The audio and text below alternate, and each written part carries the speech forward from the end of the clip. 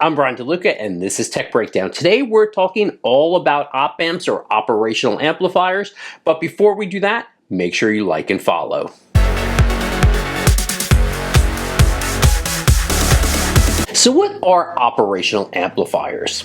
Op amps are analog components that allow you to amplify electrical signals. These small but powerful integrated circuits are widely used in various applications, from audio equipment to signal processing systems, because of their versatility and precision. How do op amps work? Op amps typically have two input terminals, one inverting, marked with a minus sign, and one non-inverting, marked with a plus sign, along with one output. The voltage difference between the two inputs is amplified, and the result is sent to the output. The gain or amplification of an ideal op amp is extremely high, making it sensitive to even small differences between input signals. Op amps are designed to operate with feedback, which controls the gain and stabilizes the output. Feedback can be positive or negative, with negative feedback being the most common in practical circuits to maintain a predictable output. There are several common applications for op amps: signal amplification, filters, comparators,